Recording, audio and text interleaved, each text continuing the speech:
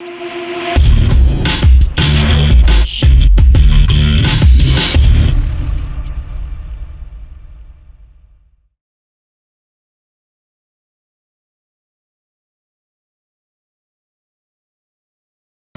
obviously have known you for a long time, but our audience does not know you. Will you please tell them who you are and what you do?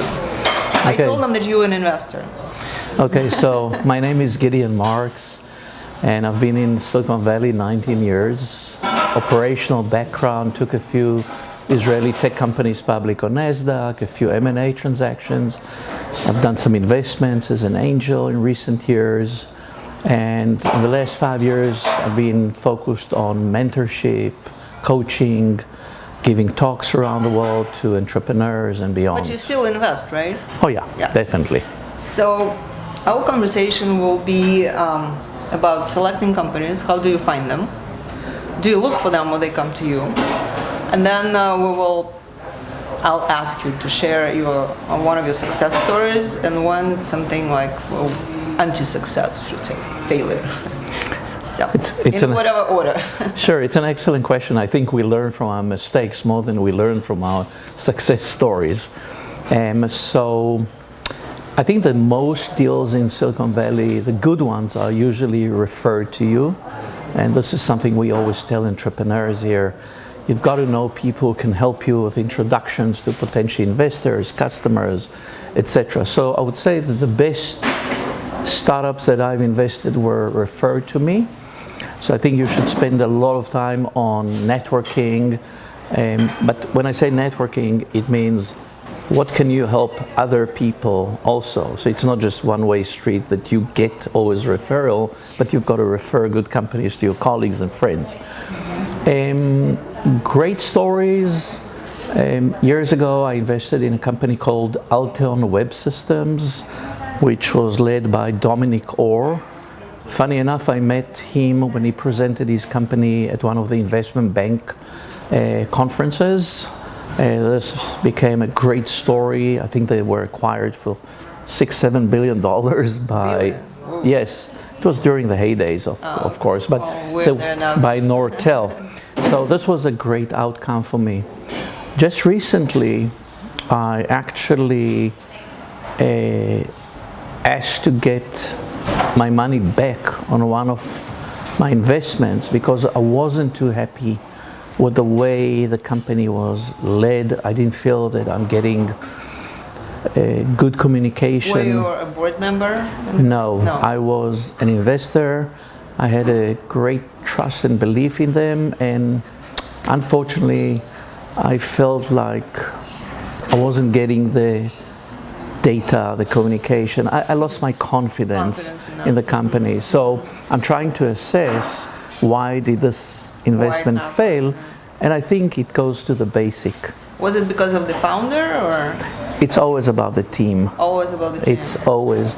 So I do recommend to people to do a lot of due diligence on the people, their personality, honesty, do they work well as a team, etc.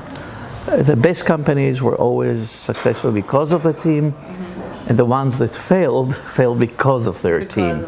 And when I say team, it's at the top. Right. Have you made any investments in Israel? Because that's what your home is. Well, right?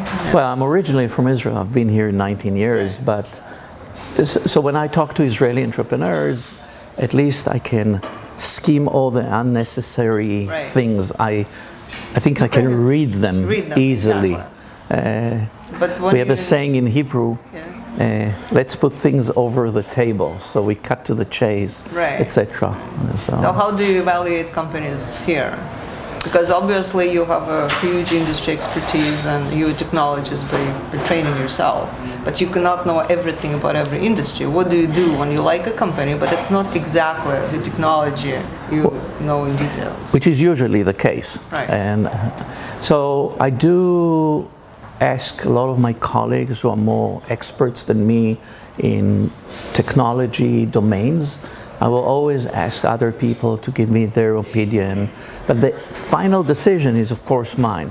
So if I was to rate how do I make decisions, first thing is the quality of the team, Second one is to look at their traction, because this is kind of validation to what they're doing. And the third thing is the technology component. This is the kind of the order that I work.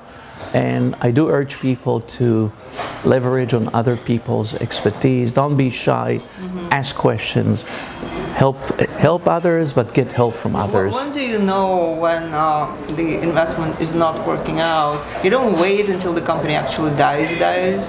So what is that time when you're saying, okay, I lost confidence, let's pull the trigger? Well, not always you have the ability to pull the trigger, because if you invest, you're stuck there. But I'll give you an example. I made a small investment a few years ago in Uber through the secondary market. Right. When a couple of years ago, when things began to be negative, or the harassment, and I felt that the DNA of the company doesn't work well with me, I was looking for the first opportunity to get out.